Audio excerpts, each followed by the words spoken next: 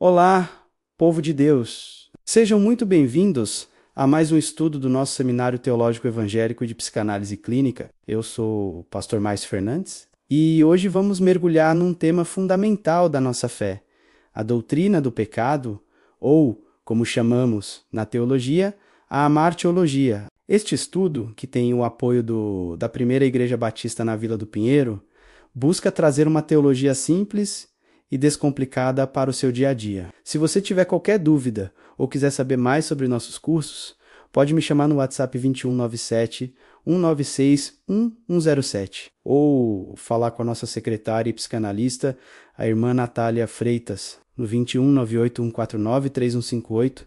Será uma alegria conversar com você. Vamos começar com a pergunta mais básica de todas.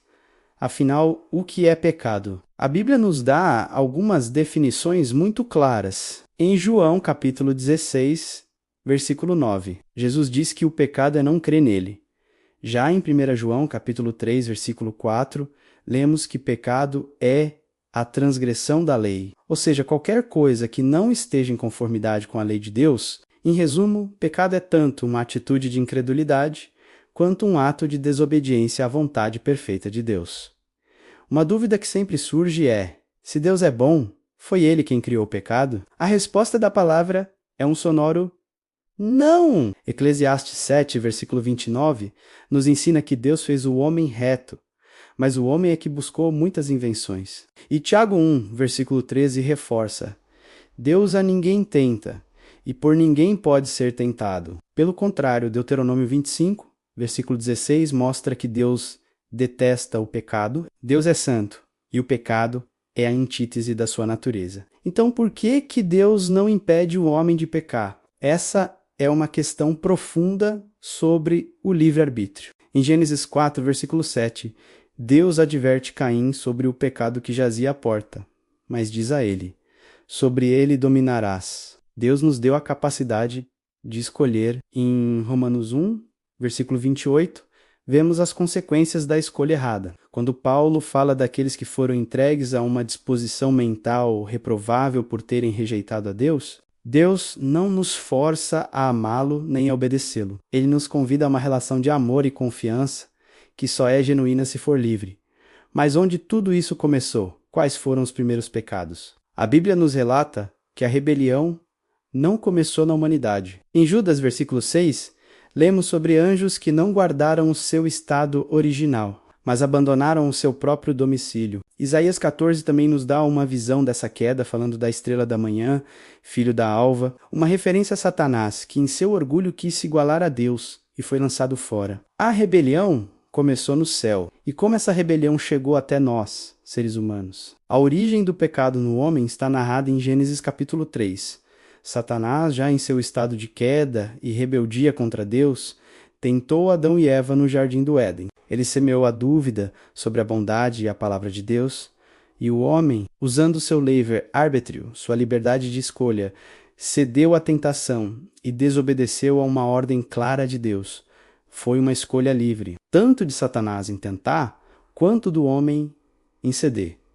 Essa escolha trouxe consequências terríveis. Qual foi o resultado imediato do pecado? Em Gênesis 2, versículo 17, Deus já havia avisado: no dia em que dela comeres, certamente morrerás. E Romanos 6, versículo 23, confirma: o salário do pecado é a morte. Mas não é só isso. Romanos 5, versículo 12 e Romanos 3, versículo 23, nos mostram outra consequência devastadora. A separação de Deus, o pecado, criou um abismo entre a humanidade e seu Criador Santo. As consequências desse pecado original, o pecado de Adão, se estenderam por toda a criação. Em Gênesis 3, versículos 14 a 19, vemos a maldição sobre a serpente, sobre a mulher e sobre o homem, e até mesmo sobre a terra, que passou a produzir espinhos e abrolhos. A criação inteira foi corrompida. E para nós, a morte se manifestou em 3 dimensões. A morte física, como vemos em Hebreus 9, 27, que diz que aos homens está ordenado morrerem uma só vez. A morte espiritual, que é a separação de Deus aqui e agora. Efésios 2.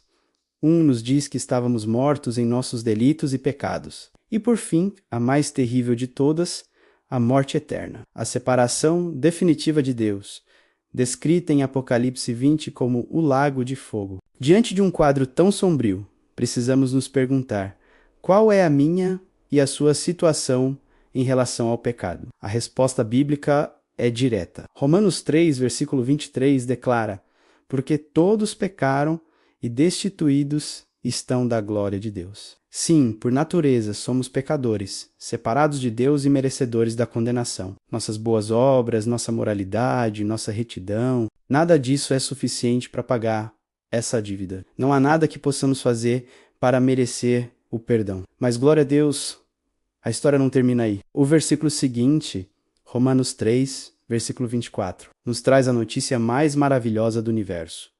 Sendo justificados gratuitamente pela sua graça, pela redenção que há em Cristo Jesus. Aleluia! O que Jesus fez na cruz é impagável. Ele não veio para pagar os nossos pecados como se eles nunca tivessem existido. Ele veio para pagar o preço dos nossos pecados. Ele tomou sobre si a nossa dívida. Por causa do sacrifício de Cristo, somos perdoados dos pecados do passado, do presente e até mesmo do futuro. É por isso que podemos dizer com confiança que somos salvos pela graça. Isso significa que não vamos mais pecar? Não.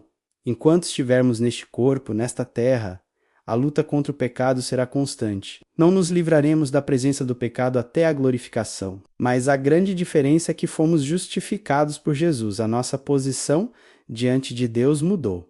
Antes éramos inimigos. Agora, somos filhos? Antes, éramos culpados. Agora, somos perdoados e declarados justos, não por nossos méritos, mas pelos méritos de Cristo. Essa é a essência do Evangelho.